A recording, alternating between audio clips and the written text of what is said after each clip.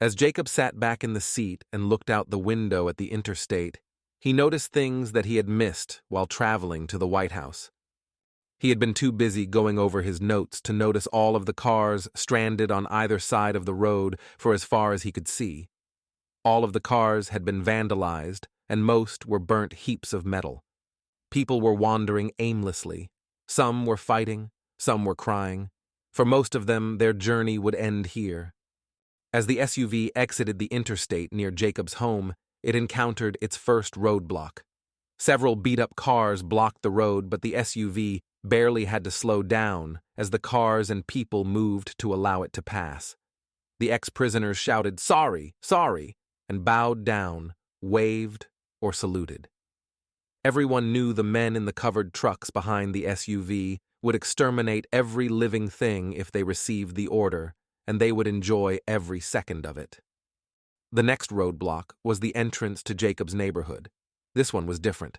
A sled made of 2x4s with metal spikes sticking up, and behind the spikes were several well-maintained 4x4 trucks with metal plates of armor attached to the sides.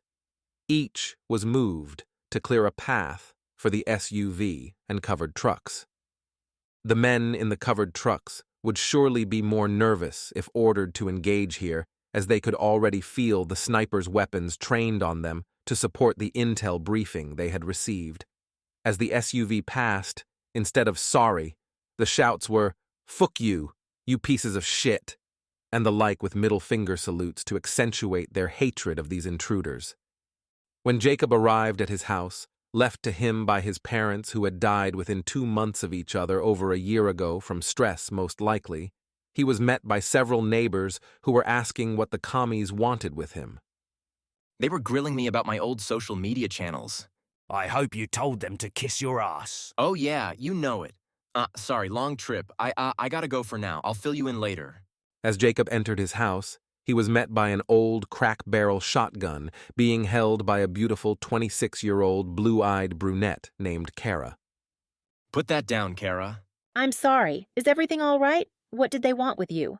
Jacob and Cara hugged, and then Jacob plopped down on the couch, staring at the ceiling. Jacob, what happened? Jacob recounted the story to her, and then leaned forward and put his face in his hands. What? When I was in the car, on the way back, I felt proud that I was asked to deliver the news of destruction of the world to, well, the world. I felt powerful. I don't know how to describe it. It was pure evil. Well, you had just come from the bowels of hell and interviewing the devil. It probably takes a while to shake that shit off, but that's not you. You are a good man. But just in case, you're sleeping on the couch tonight. But how could I? Come on, Jacob. That's not who you are, and you know it. When are you supposed to do the broadcast? Jacob stood up and put his finger to his lips. Oh, they said that they would contact me in the next couple of days. Something had come up that they needed to take care of first. Jacob walked to the microwave oven and put his phone and smartwatch inside and closed the door. Most people kept these devices hoping that they would come online again, and they used them to watch the government broadcasts. He put his finger to his lips again and walked to the bedroom, where he took off all his clothes. Jacob put on another pair of underwear and motioned for Cara to join him in the closet. We have to be careful what we say, but I'll be damned if I'm going to help those son of bitches destroy us. You tried to warn everyone on your social media programs. Now, most people are sick, weak, or too scared to do anything. There are a very small number of people controlling billions of people. There has to be a way, and we've got to try.